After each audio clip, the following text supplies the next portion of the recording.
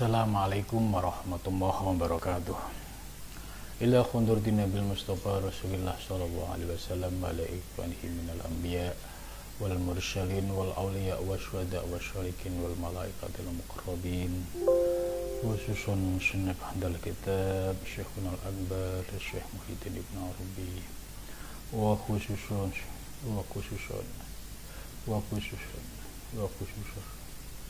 lahumul fatihah. A'udzu billahi minasyaitonir rajim. Bismillahirrahmanirrahim. Alhamdulillahi rabbil alamin arrahmanir rahim maliki yaumiddin. Iyyaka na'budu wa iyyaka nasta'in ihdinas siratal mustaqim siratal ladzina an'amta 'alaihim ghairil maghdubi 'alaihim waladdallin. Bismillahirrahmanirrahim. Subhanaka la ilma lana illa ma 'allamtana innaka antal alimul hakim. La haula wa la quwwata illa billahil aliyyil azim. Rabbi shrah li sadri wa yassir li amri wa hlul 'uqdatam min lisani yafqahu qawli. Amin ya rabbal alamin. Malam ini kita melanjutkan kajian kitab Al-Futuhat Al-Makkiyah, membahas tentang masalah-masalah yang sudah dilis oleh Ibnu Arabi, yaitu terutama terkait masalah-masalah tasawuf falsafi, karena masih banyak pro kontra orang dalam memahami tasawuf falsafi. Maka dalam pembahasan ini Ibnu Arabi menjelaskan beberapa masalah yang perlu penjelasan khusus. Mas'alatun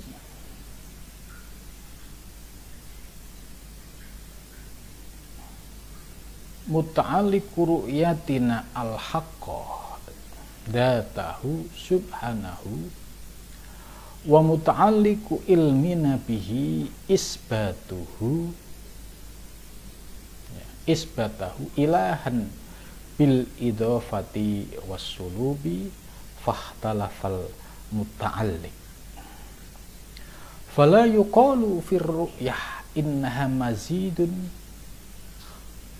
wuduhun fil ilmi lihtilafil muta'alliq. Nah, jadi yang dimaksud oleh Ibnu Arabi bahwa pandangan kita, pandangan di sini ru'yatina, ini adalah manusia secara umum, al-haqqo bada al-haq, zatahu subhanahu wa ta'ala.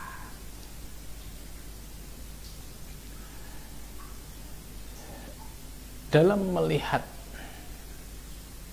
wujud alam semesta, ini ru'yatina, pandangan kita, seperti kita melihat wujud alam semesta ini. Nah, wujud alam semesta ini sebagai al-haq. Maka bagi orang yang terbuka pemahaman hakikatnya, terbuka hijabnya, pada saat dia memandang, dia akan menembus kepada zatnya.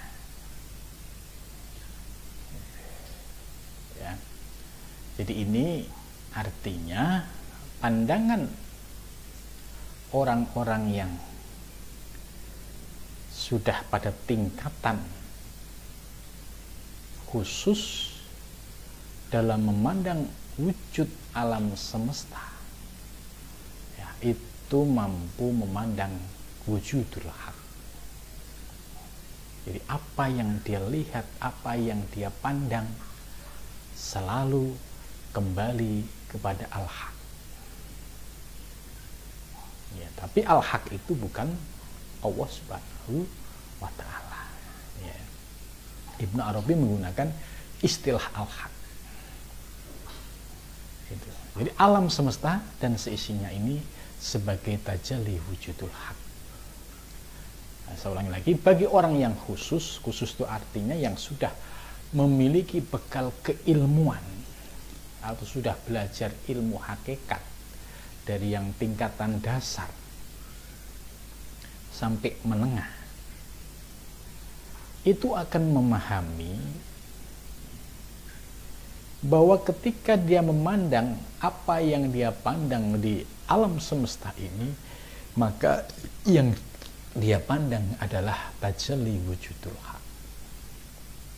Nah, ketika memandang tajalli wujudul haq, akan tereksplor ya sampai kedalaman pada zatnya. Maka dalam memahami ini, para ulama tasawuf ya, falsafi itu membuat rumus ya dalam memahami wujud al-haq ini sampai pada zatnya ini. Maka di sini akan terbagi pada beberapa klasifikasi tauhid atau pembagian tauhid. Mulai dari tauhidul af'al. Tauhidul af'al itu memandang seluruh perbuatan, ya, memandang seluruh perbuatan di alam semesta itu kembali kepada Allah. Artinya Allah lah yang menggerakkan seluruh gerakan di alam semesta ini. Nah, ini secara hakikat. Ini harus dipahami, ini secara hakikat bahwa Allah lah yang menggerakkan seluruh gerakan-gerakan di alam semesta ini. Maka pandangannya orang yang sudah memahami tauhid ahlul kasfi ini, ketika dia memandang, langsung yang dipandang adalah tajalli al-haq itu. Maka dalam pemahamannya ya, dia meyakini bahwa tidak ada perbuatan illallah kecuali Allah, termasuk ke dalam diri ya, ke dalam diri melihat perbuatan hakikatnya ini ya, harus dipahami, hakikatnya bersumber dari Allah Subhanahu wa Ta'ala. Kalau secara syariat ya yang bergerak adalah kita, saya. Tapi kalau digali hakikatnya, contoh ya, ini yang bergerak siapa? Ya Ali. Tapi ketika digali kedalamannya, oh, tangan bisa bergerak, mata bisa memandang, telinga bisa mendengar. Oh, karena ada ruh. Ruh milik siapa? Ruh min amri Rabbi. Artinya gerakan tangan karena ada irodah, ya, kaki bisa melangkah, tangan bisa bergerak karena ada kudroh, dan semua kembali kepada Allah Subhanahu wa Ta'ala. Jadi ini penjelasan dari sisi hakikatnya ya. Kalau dalam komunikasi publik ya kita harus menggunakan bahasa syariat itu, bahasa secara umum. Tidak boleh ilmu-ilmu yang menjelaskan soal hakikat ini untuk komunikasi ya di tengah masyarakat, sebab ya, itu sebagai penjelasan teori dalam memahami tentang tauhid af'al. Jadi ini penjelasan dari satu kata yang disampaikan oleh Ibnu Arabi tadi, bahwa muta'alliqur ru'yatin al-haqdzatahu subhanahu. Jadi kalau kita bisa memandang kepada al-haq, ya, maka para ulama ahli hakikat merumuskan konsep tauhid af'al. Tauhid af'al itu bahwa ya tidak ada perbuatan kembali kepada Allah. Kemudian yang kedua, tauhid asma, bahwa tidak ada nama kecuali nama Allah, ya. Artinya semua nama bersumber dari Allah. Dasarnya apa? Ayat Al-Qur'an, wa 'allama Adamal asma'a kullaha. Allah memberikan pengetahuan kepada Adam seluruh nama-nama. Jadi hakikatnya seluruh nama adalah bersumber dari Allah Subhanahu wa taala. Kemudian tauhid sifat, ya, tidak ada sifat kecuali sifat Allah. Maka sifat yang ada di dalam diri kita, ya, terkait dengan 7 sifat ma'ani, itu hakikatnya pun milik Allah Subhanahu wa ta'ala. Setelah kita menyadari semua perbuatan, semua nama, semua sifat milik Allah, dan yang terakhir tauhid dzat. Tauhid dzat itu yaitu mengesahkan semua zat, ya, bersumber dari Allah Subhanahu wa taala. Jadi mengesahkan semua zat. Jadi tidak boleh mendua. Tidak ada pandangan dualisme. Karena semua wujud di alam semesta diadakan oleh yang maha ada, yaitu Allah Subhanahu wa taala. Semua zat yang ada di alam semesta kalau dilacak kembali kepada Allah Subhanahu wa ta'ala. Maka dari satu makalah yang disampaikan Ibnu Arabi tadi, ternyata penjelasannya cukup panjang. Harus memahami tauhid af'al, tauhid asma, tauhid sifat, tauhid dzat. Maka yang sehingga akhirnya bisa memahami tentang dzatahu subhanahu wa ta'ala. Wa muta'alliqun ilmina, dan pemahaman ilmu kita, ya, pemahaman teoritis kita, supaya sampai kepada pemahaman yang bahwa semua perbuatan kembali kepada Allah, semua nama kembali kepada Allah, semua sifat kembali kepada Allah, semua zat kembali kepada Allah. Secara teori keilmuan itu harus dimulai dengan isbatahu. Isbat, menetapkan Allah ilahan sebagai Tuhan, bil idhofah, dengan sandaran. Ini kalau kita urai, ya, maksud dari makalah ini, bahwa untuk bisa menggali sampai pada tingkatan la maujuda illallah, gitu ya, sampai tingkatan itu, secara teori keilmuan harus diawali dengan mengisbatkan. Berarti kalau ada isbat, ada nafi. Ya, di mana ada nafi dan isbat? Adanya di kalimah la ilaha illallah. La ilaha illallah. Ini kalimat nafi dan isbat. Harus ada yang dinafikan, harus ada yang diisbatkan. Harus ada yang ditiadakan, harus ada yang ditetapkan. Maka kalimat la ilaha illallah ini kunci bagi orang-orang yang ingin memahami ilmu hakikat. Jadi bermula dari kalimat la ilaha illallah. Jadi nafi isbat.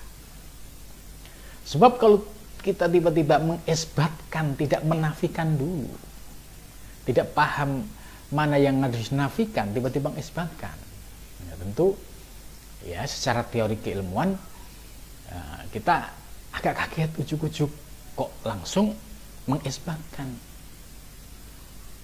Maka dalam kalimat la ilaha illallah, la ilaha, ya, la ilaha, tidak ada Tuhan, lanya la nafi, ya, linafil jinsi, ilaha, ya, itu manfi, tidak ada Tuhan, iku maujud, ya, tidak ada pangeran, ya, yang disembah, iku maujud, ya, tidak ada Tuhan yang disembah, illallah, ini baru isbat, illallah, kecuali Allah. Nah, kemudian la ilaha ini digali lagi, jadi tidak ujuk-ujuk langsung isbat. Sebab kalau ujuk-ujuk isbat bagi para pemula mesti bingung, maka harus memahami nafi dan manfi, ya. La ilaha, tidak ada Tuhan. Apa yang dimaksud ilah? Ilah ini adalah Tuhan. Tuhan ini, ya, bisa jadi memiliki makna sesuatu yang mendominasi di dalam diri kita. Kecintaan-kecintaan kita terhadap duniawi dan materi ini bisa menjadi Tuhan. Kecintaan kita terhadap pangkat yang berlebih-lebihan itu bisa menjadi Tuhan. Kecintaan kita terhadap materi, ya, duniawi, jika berlebih-lebihan juga bisa menjadi Tuhan. Kecintaan kita terhadap sarana, mobil, HP, ya, rumah, dan lain-lainnya, kalau itu sampai masuk ke dalam hati, itu juga bisa menjadi Tuhan. Jadi ternyata ilah ini maknanya umum, luas. Banyak sekali yang menjadikan Tuhan-Tuhan selain Allah. Karena buktinya dia lebih taat kepada atasan daripada Allah.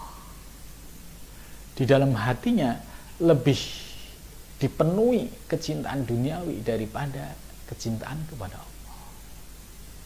Di dalam hatinya lebih banyak dipenuhi kecintaan terhadap derajat dan pangkat daripada cinta kepada Allah.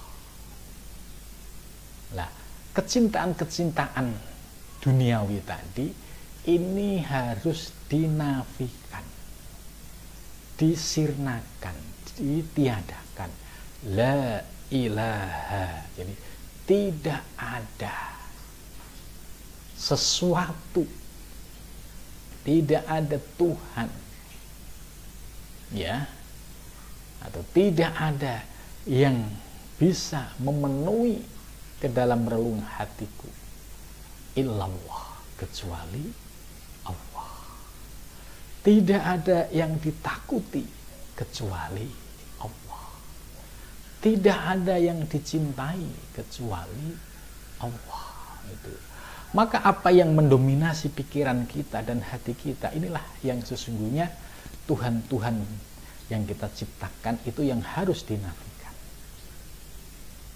Itu, maka orang-orang ahli thariqah, kenapa untuk para pemula, ya, itu harus zikir nafi isbat, karena dasarnya adalah pernyataan Ibnu Arabi tadi. Harus ada yang dinafikan, ada yang diisbatkan. Maka bagi orang-orang yang masuk thariqah, ya, zikir nafi isbat ini sudah menjadi, ya, zikir dasar, ya. La ilaha illallah, la, ya. Ada metodenya, ditekan diri turut, naik ke atas, kemudian tarik ke kanan, hentakkan ke hati. La ilaha illallah, gitu. Supaya ilah-ilah yang kita ciptakan ilah-ilah Tuhan-Tuhan yang kita bikin sendiri itu harus kita sirna. Ya. Maka pada zaman Nabi ya di sekitar Ka'bah wajar kalau banyak berhala. Nah, di zaman sekarang tentu berhalanya bukan di sekeliling Ka'bah, tapi sudah masuk ke dalam pikiran kita, masuk ke dalam hati kita. Nah, inilah yang harus disucikan, dibersihkan. Dengan apa? Dengan istiqomah zikir nafi isbat. Ya, karena zikir nafi isbat ini zikirnya para nabi. Semua nabi zikirnya nafi isbat. Afdhalu ma kuntu ana wa nabiyuna min qabli la ilaha illallah. Jadi sebaik-baiknya zikir yang aku ucapkan, ya, aku dan para nabi-nabi sebelumku, yaitu la ilaha illallah. Tidak ada Tuhan, ya Tuhan selain Allah. Kita isbatkan illallah, kita hendakkan ke dalam hati. Nah, dari kalimat la ilaha illallah ini akan muncul permata-permata, makna-makna yang indah bagi para salik yang istiqomah di dalam mengamalkan zikir la ilaha illallah. Jadi muncul makna-makna asror dari kalimat la ilaha illallah. Asrornya itu akan muncul bagi orang yang istiqomah. Nah, ini harus dibedakan. Kalau zikirnya nafi isbat la ilaha illallah orang umum atau hanya sekedar tahlilan, ya dia zikir secara umum la ilaha illallah, la ilaha illallah. Tapi kalau zikirnya al-thariqah itu sudah mengeksplorasi kedalaman kalimat nafi isbat la ilaha illallah, la ilaha illallah. Nah, bagi yang istiqomah dan ditambah riyadhah mujahadah, maka akan menemukan makna-makna di balik la ilaha illallah tadi. Akhirnya la ilaha illallah akan muncul rahasia-rahasianya. Ya. Seperti ya, menemukan makna hakikatnya di balik la ilaha illallah yang dikaitkan dengan 7 sifat ma'ani. Ya, 7 sifat ma'ani itu milik Allah. Tapi karena kita ini sebagai makhluknya, ciptaannya, karena di dalam diri kita ada ruh, ya. Ruh itu min amri Rabbi, maka bias 7 sifat ma'ani ini pun ada di dalam diri kita. Irodah seperti kehendak. Oh iya, kita sebagai hamba diberi irodah oleh Allah. Tapi hakikatnya irodah itu sumbernya dari Allah. Maka la ilaha illallah. Kalau dikaitkan dengan irodah, la irodata illallah. Tidak ada yang berkehendak kecuali Allah. La qudrata illallah. La hayata illallah. La sam'a illallah, la basara illallah, la kalama illallah. Nah, ini makna rahasia di balik nafi isbat. Maka para ahli thariqah itu selalu, ya, bagi pemula itu pasti disuruh istiqomah zikir nafi isbat dulu. Supaya apa? Supaya mendapatkan maknanya yang hakiki. Bukan sebatas makna tidak ada Tuhan selain Allah, tapi di balik itu ada makna-makna hakiki. Nah, itu kalau digali secara istiqomah dengan zikir dan riyadhah mujahadah, akan keluar mutiara-mutiara kandungan yang ada di dalamnya. Dan akhirnya kalau istiqomah akan merasakan makna la ilaha illallah, ya, sampai pada tingkatan la maujuda illallah. ini namanya ilmu zauq, ilmu rasa. Ya. Man lam yaduk lam yadri, yang tidak merasakan ya tidak tahu. Itu. Ya.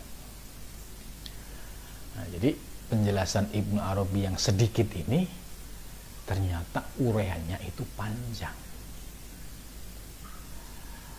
Terus selanjutnya, setelah kita bisa mengamalkan zikir nafi isbat la ilaha illallah secara istiqomah, maka selanjutnya tahapan berikutnya kita akan zikir isbat atau yang dikenal dengan ismudat, karena ini ya tingkatan zikir itu dari la ilaha illallah ya, terus ada yang illallah sampai Allah ini ismudat gitu. Nah, di kalangan ahli thariqah Naqsabandiyah ini memang agak menjadi kekhasan thariqah Naqsabandiyah. Jadi para pemula di zikir, para pemula pengikut thariqah Naqsabandiyah itu zikirnya langsung ismudat. Jadi langsung isbat. Allah itu ya. Nah, ini ada hitungannya. Mulai dari 5.000 terus naik bisa 10.000, naik sesuai dengan kesungguhan kita di dalam mengamalkan kaifiat ini.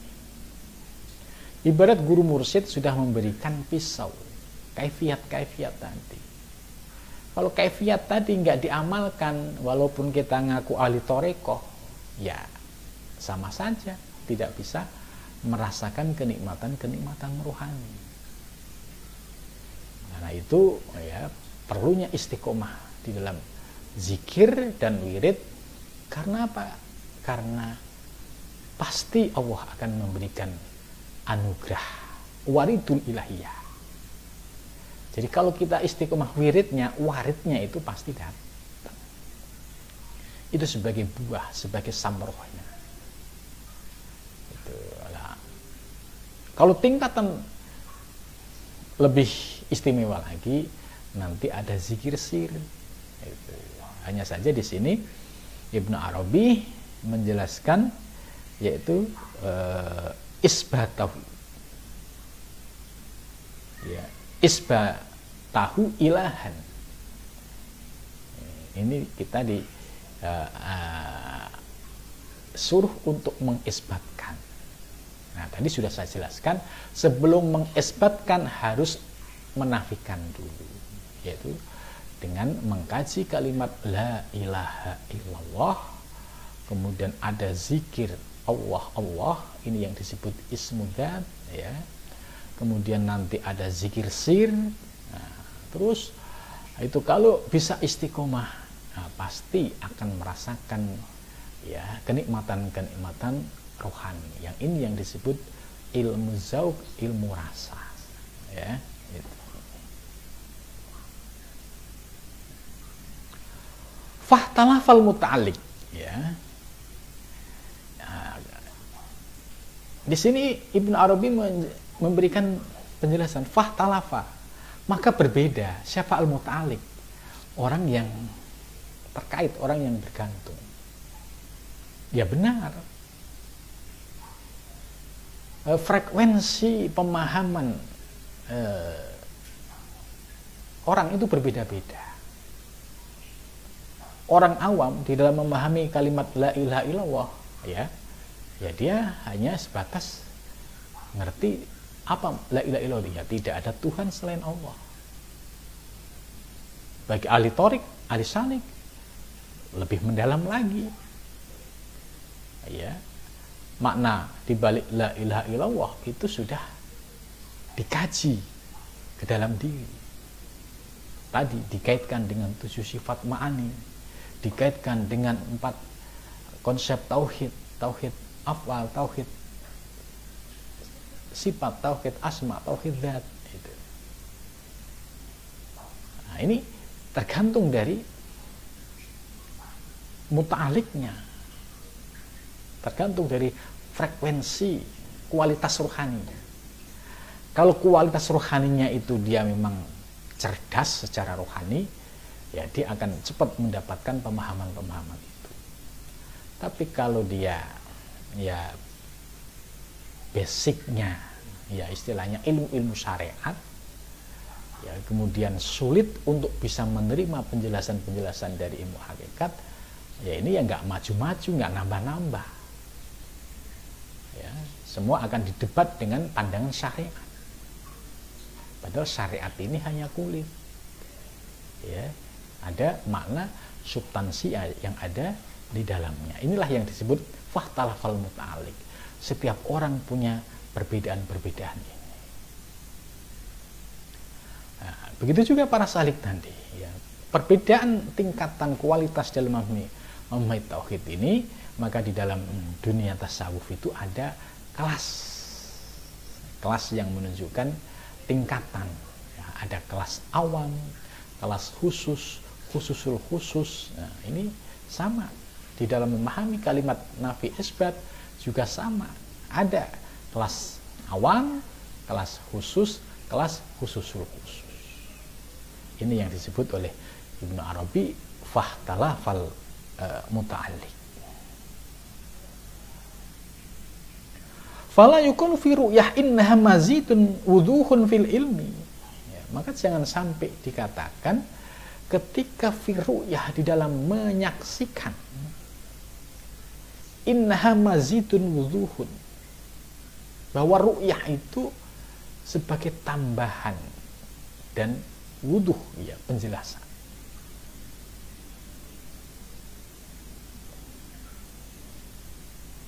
Fil ilmi di dalam ilmu. Lihtilafil muta'alliq.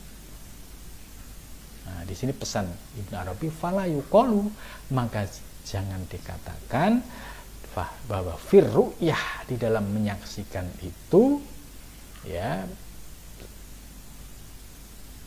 sebagai tambahan yang sebagai penjelasan dari ilmu, ya lihtilafil muta'alliq, karena perbedaan orang yang memahami. Jadi artinya begini, misalkan ada satu murid, satu majelis, gurunya sudah menjelaskan tema yang sama, pembahasan sama, objek sama, dan semua mendengarkan. Tapi para murid yang ada di dalam satu ruangan ini pasti terjadi perbedaan pemahaman antara murid yang satu, murid kedua, murid ketiga, dan murid yang lainnya. Ini sebab apa? Karena lihtilafil muta'alliq, karena perbedaan frekuensi atau kualitas dari para murid itu sendiri. Ada yang diberikan pemahaman langsung, ada yang nggak paham-paham walaupun ngaji ya di depan guru mursyid, ya kelihatannya sih dinglok-dinglok tapi nggak paham juga ada. Gitu. Ada yang dari jauh tapi diberikan anugerah nur ilahiyah bisa paham, ada. Gitu. Maka penjelasan Ibnu Arabi ini benar. Ya, jadi sama-sama satu kelas dijelaskan oleh satu guru, tema sama, objek sama, pembahasan sama, tapi para murid dalam menerima ya pasti beda-beda. Nah, ini sebagaimana ya kenyataan ketika orang dalam memahami ilmu hakikat, yaitu antara murid satu dan yang lain itu kadang pendapatnya saling berbeda. Nah, perbedaan inilah tergantung dari kualitasnya. Tapi nanti pada tahap puncaknya ya pasti akan merasakan pemahaman yang sama. Gitu. Jadi ketika tahap awal ini ya, seringkali terjadi perbedaan. Hal yang sama ya ini dijelaskan oleh Syekh Muhyiddin Ibnu Arabi dalam kitab Fususul Hikam, bahwa pengalaman rohani yang dialami oleh para salik ya, itu beragam dan bermacam-macam, tidak sama pengalaman perjalanan rohaninya. Nah, karena perbedaan ya pengalaman masing-masing tergantung rezekinya, ya tentu kalau disuruh mendefinisikan, pasti murid 1, 2, 3 akan berbeda ya. Hal yang sama seperti pengalaman rohani tadi, ketika dibuat istilah.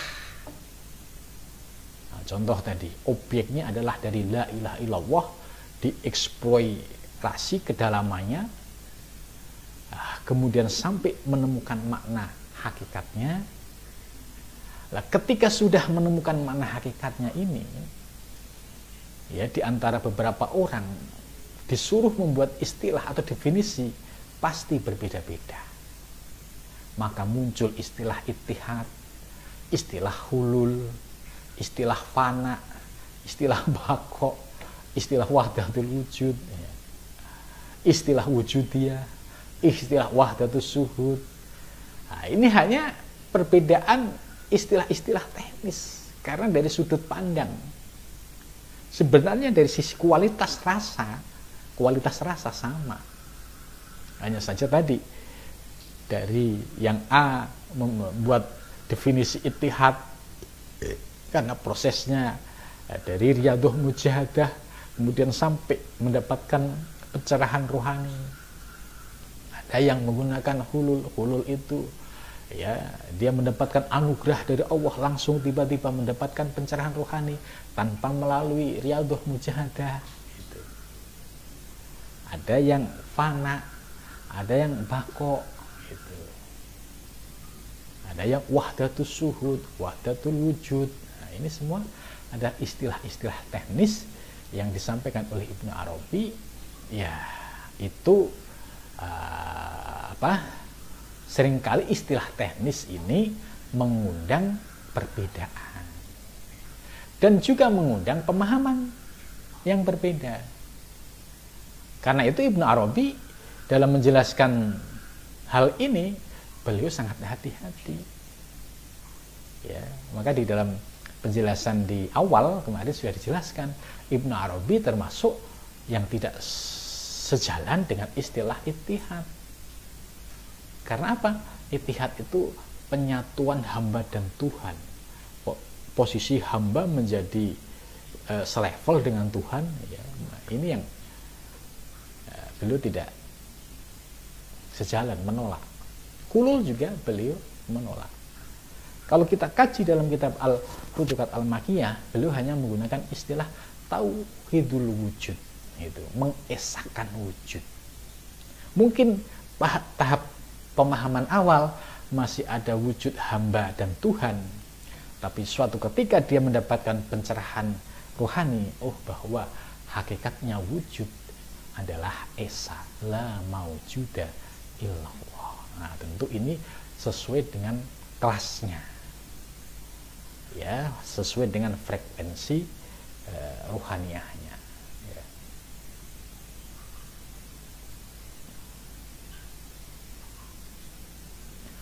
Wa in kana wujuduhu ainun mahiyatihi falanungkiru anna ma'kuliyatu dzat ghairu ma'kuliyat kaunuha mawjudah. Ya, ini maksudnya seandainya kita berpikir secara mendalam tentang wujud, contoh misalkan kita melihat wujud mangga. Pohon mangga ini dari apa dulu gitu kan, terus kita eksplor ya, mangga yang besar ini dulu berasal dari biji mangga gitu. Nah, biji mangga dari mana? Ya kan? Biji mangga ini dulu adalah dari pohon mangga.